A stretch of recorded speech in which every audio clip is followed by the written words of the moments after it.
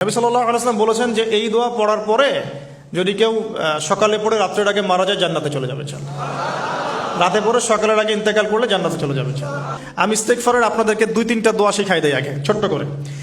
1 number, যারা একটু পড়াশোনা করেন মাশাআল্লাহ তারা এইটা পড়বেন, সাইয়্যিদুল ইস্তেগফার। সাইয়্যিদুল ইস্তেগফার আমার সাথে বলবেন, আল্লাহুম্মা আনতা রাব্বি লা ইলাহা ইল্লা আনতা খালাকতানি আনা আবদুক ওয়া আনা আলা আহদিক ওয়া ওয়া'দিকা মাসতাতা'ত আউযু বিকা মিন শাররি মা সানা'ত আবুউ লাক বিনি'মাতিকা আলাই ওয়া আবুউ বিযানবি ফাগফিরলি ফাইন্নাহু লা ইয়াগফিরু যুনুবা ইল্লা আনতা।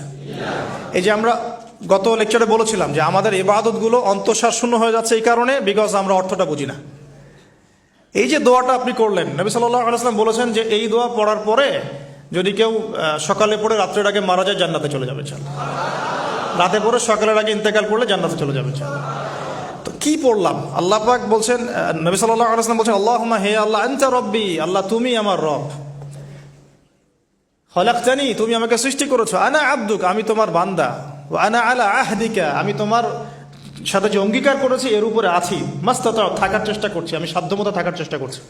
আবুউ লাকা বিনি'মাতিকা আলাই আমার উপরে আমার যে উপরে তুমি যে নিয়ামত দিয়েছো আল্লাহ, এগুলো আমি স্বীকার করছি। হে আল্লাহ তুমি আমার উপর যত নিয়ামত দিয়েছো আমি স্বীকার করছি। ওয়া আবুউ বিযানবি আমার যত গুনাহ আল্লাহ সব স্বীকার করছি। এইভাবে যদি বান্দা আল্লাহর কাছে দোয়া করে আল্লাহ মাফ করবেন না? সুবহানাল্লাহ। ফাগফিরলি আল্লাহ আপনি আমাকে মাফ করুন, ফাইন্নাহু লা ইয়াগফিরু যুনুবা ইল্লা আনতা কারণ আপনি ছাড়া যুনুব কেউ ক্ষমা করতে পারেন। ব্যাস এইভাবে বুঝে বুঝে এটা যদি না পড়েন অ্যাটলিস্ট এতটুকু, আস্তাগফিরুল্লাহাল্লাযী লা ইলাহা ইল্লা হুয়াল হাইয়ুল কাইয়্যুম ওয়া আতুবু ইলাইহি, এইটুকু। আর এটাও যদি না পড়েন, না পড়াটা একটু লজ্জার যদিও বা, তাও যদি না পড়েন তাহলে বলবেন আস্তাগফিরুল্লাহ ওয়া আতুবু ইলাইহি, আস্তাগফিরুল্লাহ ওয়া আতুবু ইলাইহি। আসুন তাহলে আমরা কাজগুলো পেয়ে গেলাম। এখন আসুন আমরা কেন রোজা রাখছি। নবী করিম সাল্লাল্লাহু আলাইহি ওয়াসাল্লাম এখানে উদ্দেশ্যটা বলছেন। এই দিনে কি করা হয়েছে? মুসা আলাইহিস সালাম এবং তার কওমকে নাজাত দেয়া হয়েছে, ফেরাউন তার কওমকে ডুবিয়ে দেওয়া হয়েছে। এই তো এই রোজার সাথে কিন্তু হুসাইন রাদিয়াল্লাহু আনহুর কারবালার শাহাদাতের কোনো সম্পর্ক নাই। এটা একটা আকীদা পরিষ্কার করে নেবেন। কারণ হুসাইন রাদিয়াল্লাহু আনহুর কারবালার ঘটনা হয়েছে নবী সাল্লাল্লাহু আলাইহি ওয়াসাল্লামের ইন্তেকালের 60 বছর পরে। শরীয়ত ক্লোজ হয়ে গেছে না নবী সাল্লাল্লাহু আলাইহি ওয়াসাল্লাম ইন্তেকালের সাথে সাথে, নাকি আরো শরীয়ত আসবে? তো শরীয়তে কোনো নতুন বিধান কি এর পরেও চালু করা যাবে? এই দিনে অনেক ঘটনা ঘটেছে। এই ঘটনাগুলোর সম্পর্কে কিছু দুর্বল বর্ণনা আছে বিধায় আমি বলছি না পাবলিকলি।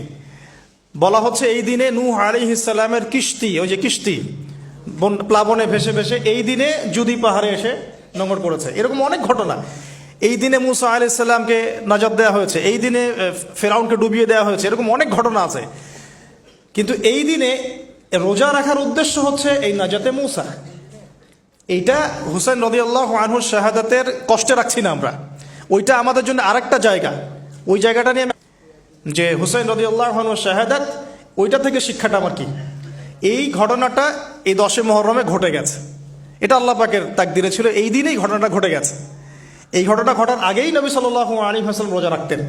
এমন না যে ঘটনা ঘটার পরে সাহাবীরা রোজা রাখা শুরু করেছেন, ব্যাপারটা কি তাই না? মূল জিনিসটা বুঝি, তারপর হুসাইন রাদিয়াল্লাহু আনহুর শাহাদাতের দিকে যাবো ইনশাআল্লাহ। আমরা দোয়া করি আল্লাহ পাক আমাদের সবাইকে হুসাইন রাদিয়াল্লাহু আনহুর মতো সাহস, কারেজ দান করুন, তাদের মতো বীরত্বপূর্ণ ঈমান দান করুন, এবং জুলুমের বিরুদ্ধে তার মতো দাঁড়িয়ে যাওয়ার মানসিকতা দান করুন। আল্লাহ পাক সারা দুনিয়া থেকে ইয়াজিদদেরকে ধ্বংস করুন, এবং রাসূল সাল্লাল্লাহু আলাইহি ওয়াসাল্লামের কলিজার টুকরা নাতি হুসাইন রাদিয়াল্লাহু আনহুকে আল্লাহ পাক জান্নাতের উচ্চ মর্যাদা দান করুন। তো এখানে দেখুন মুসা আলাইহিস সালামের নাজাতের সাথে আশুরার ঘটনা জড়িত। আর একটা কথা আমি বলে দেই, মুসা আলাইহিস সালাম, তার কওম, ফেরাউন এবং শেষ জামানা দাজ্জাল, জেরুজালেম, ইহুদি, এদের সবার সাথে একটা যোগসূত্র আছে। একটু বোঝার চেষ্টা করবেন।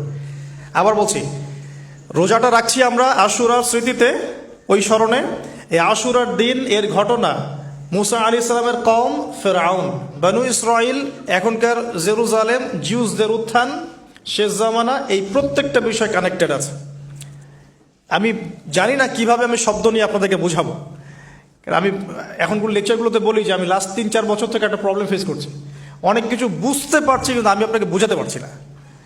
আমি কোন ভাষা প্রয়োগ করব বা কিভাবে সিকোয়েন্স সাজাবো আমি আসলেই বুঝতে পারছি না। বিশ্বাস করেন, এগুলো শুধু বাইরের কথা বললাম, ভিতরে এমন অনেক কথা আছে যার 30 থেকে 40% আমি বলতে পারছি, বাকি 60% কথা আমি বলতে পারছি না। এখন আপনি ইন্টেলেকচুয়াল অডিয়েন্স হয়ে বুঝে নিয়েন যে কেন বলতে পারছি না, কেন বলতে পারছি না, কি কারণে, এটা আপনাদেরকে বুঝে নিতে হবে। তো এখন